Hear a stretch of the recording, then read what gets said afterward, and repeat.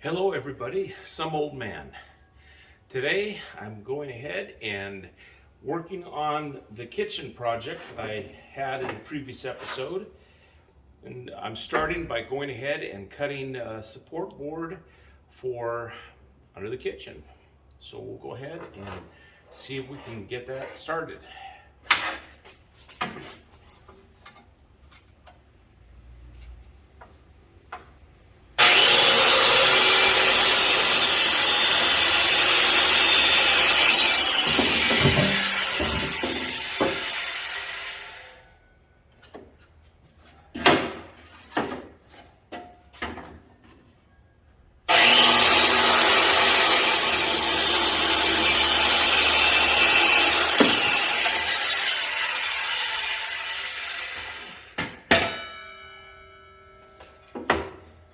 Before I start, this is actually going to be the board that goes over the heat register that I mentioned in the previous episode.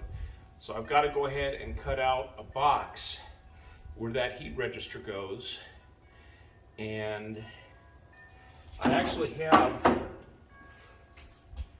the piece that I started to cut the other day, and I was in there and measured how the register actually sits underneath the board. So I know that it's going to go something like this.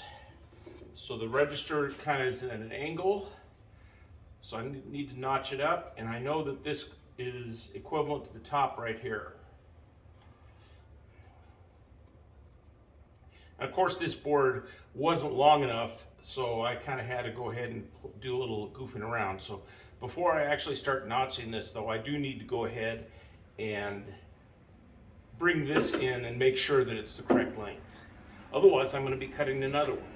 Some old man. Okay, I've gone ahead and carefully more or less marked where the cut needs to be. This is the section that the register will be under. And as you can see on the bottom, it is angled. And it is angled this way because the register, as this sits in here, the register is at this angle here. So we know this is correct. The length in the spot was actually about a ½ inch too short. I can live with that because it's only supposed to hold up the plywood underneath. I'll be making 3 of these with the register location at different spots, but I'm going to go ahead and make the first one just to make sure that it works. And after I've got that positioned, we'll go ahead and measure out and cut the second and third ones. After that, all I'll have to do is cut my plywood into sections. I figured 2 more sections will make it easier to do because I'm going to have to actually cut them to fit around all the pipes and electrical cords or electrical conduits. So I'm going to go ahead and do that, and then I'll get back on camera to show you what I end up with. Some old man. And we're back. As you can see, I've got this neat little board cut, and it's angled so that it should fit in here perfectly. We're going to go ahead and see if I messed it up or if I did it right.